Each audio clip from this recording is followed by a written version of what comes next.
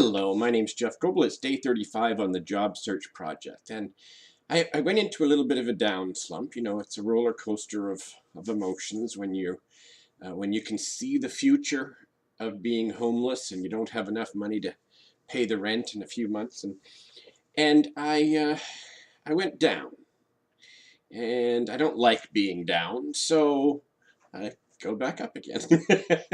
And so I changed my philosophy. I thought, okay, I'm not progressing at all when I'm down. I get depressed. I don't really want to talk to people. I certainly don't want to look for work. And so it keeps going down, because if you don't do those things, it's worse, it's worse, it's worse.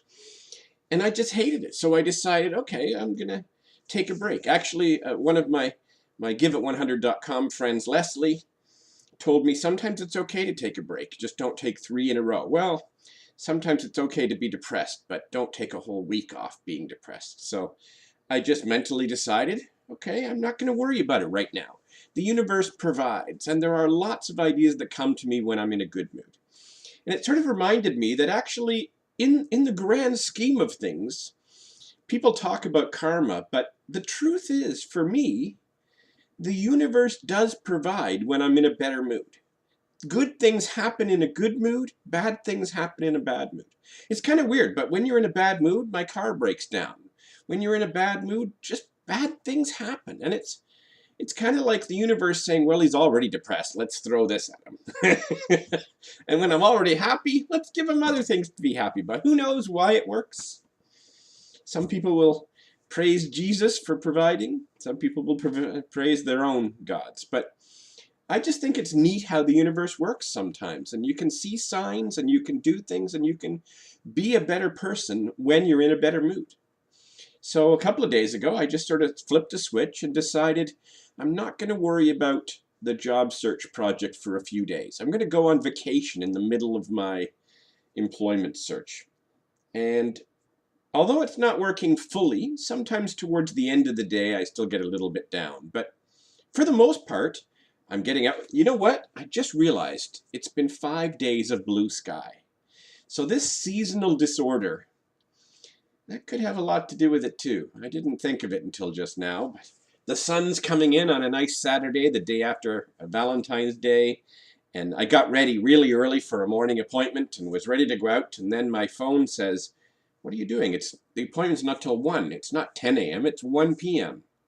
So instead of being in my morning orange shirt when I record this, I have to put on my orange jacket bought just so that I can stay orange for the videos, and smile and tell you that it's a good time. It's a good week. And when good weeks happen, I'm more apt to do things. So I've got a new list, a new way of finding income. I've also built up my buffer to about 4 months. So I don't get homeless in March 1st, which is good.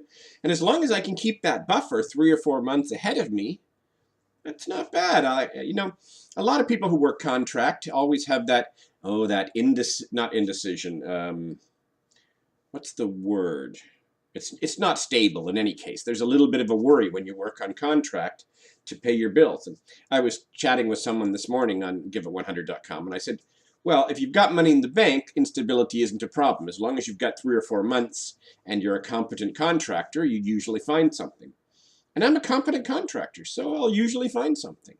And I realized I don't have to find, $200 a week necessarily. I just have to find enough to increase that bank cash so that I always have a few months worth of rent.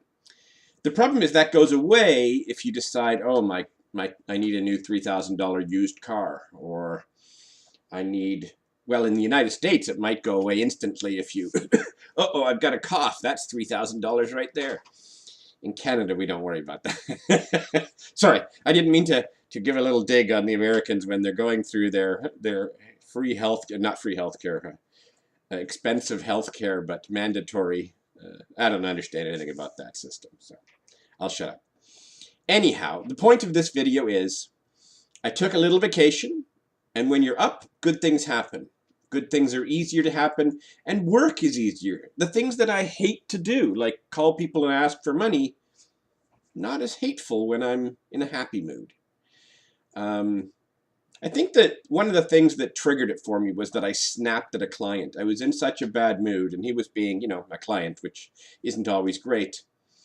And it was text, so you can often cover it up and blame the text for not expressing the emotions. But I did say some things that, were in my mind, but shouldn't have been in my fingers. And when I did that, it was kind of like a wake-up call. Jeff, you don't want to lose the business you have trying to get new business. So I thought, oh, I can't live in this basement of emotion, this down in the dumps, as they say. So I didn't. I watched a good TV show, ate some chocolate for Valentine's Day, and now I'm happy again. I don't know, maybe that's bipolar, manic depressive. I don't think so. I don't think I'm there. My down times are sometimes justified by the fact that I call it, debt depression, worst kind of depression out there. But I also did a little bit of shopping therapy. I didn't spend a lot of money because I want to keep that buffer, but I did buy another gadget, and sometimes that helps too. So anyway, happy day after Valentine's Day. Cheap chocolate day, as it's known to us single guys. And I'll speak to you, the camera, again tomorrow. So the Frogstar TV, thanks for watching me.